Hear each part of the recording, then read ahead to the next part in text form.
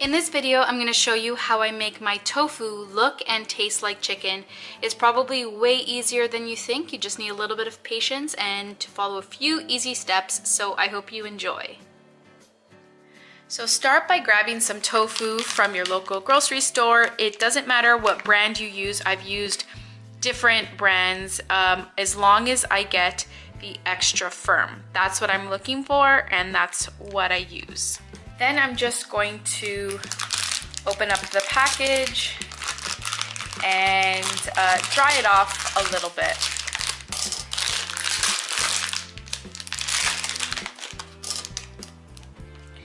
It comes with like liquid in here, so you're gonna wanna take it out of the package probably over the sink so your counter doesn't get all wet. I just put it on some paper towel and dry it up a little bit. That's it. Tofu doesn't have any specific flavor. It will taste like whatever seasonings you use to flavor it. So in terms of cutting it, I often cut it in cubes. So get my knife and go straight down this way, straight down that way, and they'll be like little 1 centimeter cubes. I often just put it in a frying pan or even in the oven, like bake it at 350 for about 30 minutes, or I check the texture, and that's all good. But it looks like tofu and has like a tofu texture. The outside might be like crispy or dry, but the inside is still soft when you have a lot of the flesh. So I found a way to make it look more like chicken and taste more like chicken. I actually even tricked Jim completely. I made a stir fry with it this way, and he was like, that chicken was so tender. So I'm gonna show you how I do that. So you're gonna wanna get yourself a non-stick pan. That really helps, especially if you don't wanna use oil. Today I'm just going to use a basic cooking spray just to help it not stick to the pan, and so I don't have to use oil. But if you don't mind the calories, then oil is fine. Wow. So what you're gonna wanna do is place your pan on the stove at medium heat and get the pan a little bit warm before you place the tofu in. But I'm just gonna show you it here because there's better lighting here than where my stove is. And you don't need a knife. Here is the part that's going to make it look like chicken. So instead of cutting it in cubes, you are just going to crumble it with your hands. So basically break apart pieces, okay? Start off rough and just break it apart.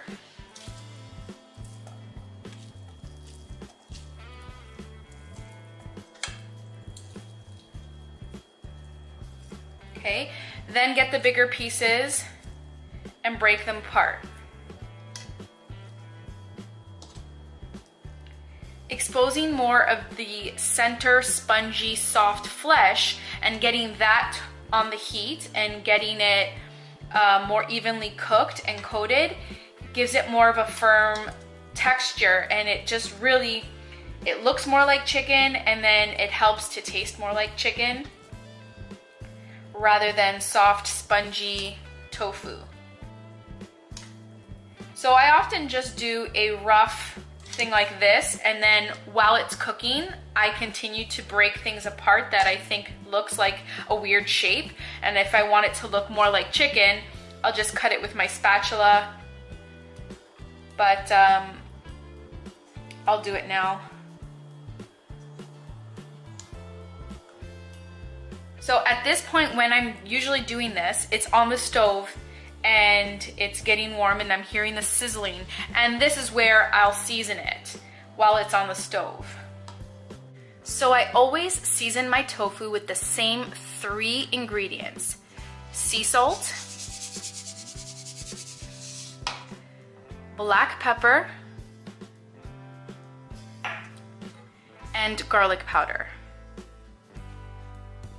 These 3 staples make the tofu taste delicious, whether you're frying it up on a pan or baking it in the oven. This is the perfect combination. The additional seasonings all depend on what kind of flavor I'm going for. If I want things to taste a little bit more Mexican, then I will add some like chili powder, some lime juice to these ingredients. If I want maybe more of an Italian flavor, I'll add some oregano, basil, parsley. And because today I'm making an Asian stir fry, later on I'm going to be adding some soy sauce and sweet chili sauce. So these 3 ingredients is what you need to start with, and it'll make it taste delicious.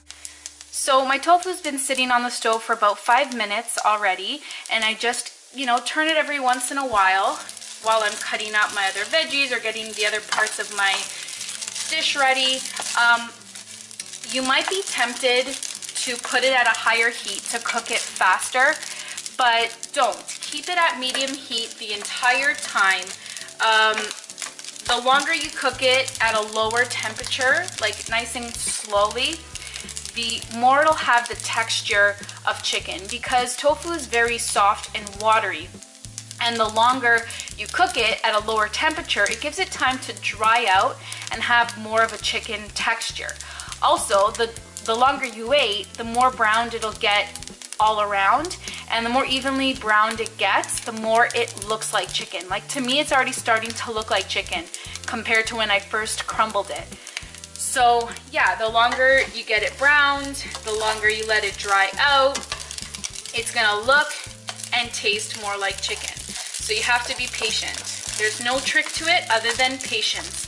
And I have the least patience out of everyone I know, but I'm patient with my tofu because it makes all the difference in the world. It tastes like so much better.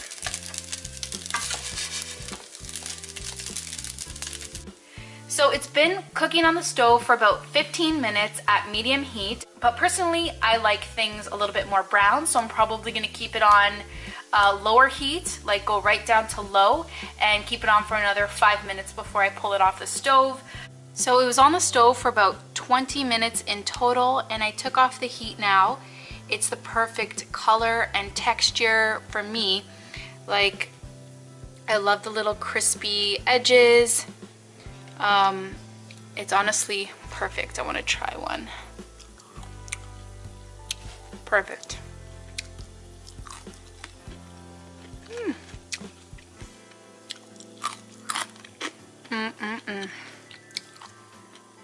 It tastes good just like this. Like, honestly, I'd eat this as a snack. I like the smaller little crispy pieces. So yeah, now I just have to combine this all with my sauteed veggies and my steamed rice. So this is the finished product, and I think it looks absolutely delicious, and it honestly tastes even better. It's all about the seasoning. So if you feel like it doesn't have any flavor, then you probably need to add a little bit more of the seasonings.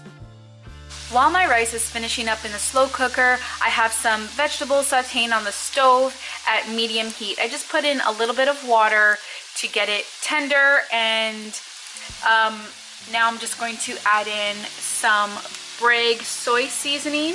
If you have soy sauce, you can use that as well. And I'm also going to throw in some sweet chili sauce.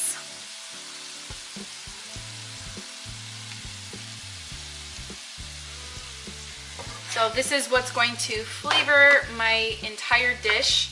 If I need to add more, once I add the tofu and rice in, then I'll add more. I'll just taste it and see.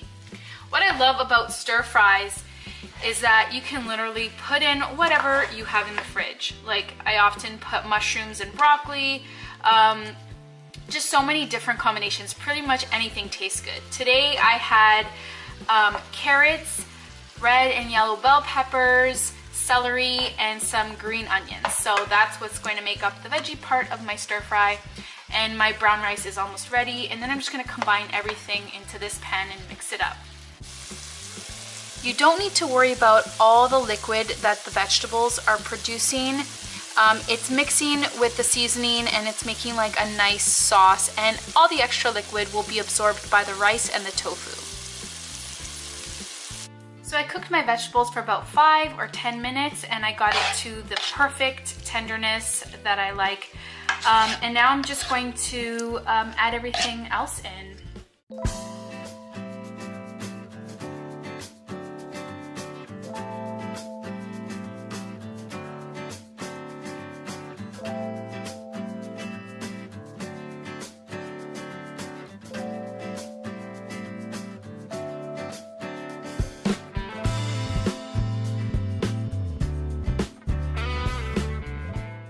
This is the finished product of the stir fry.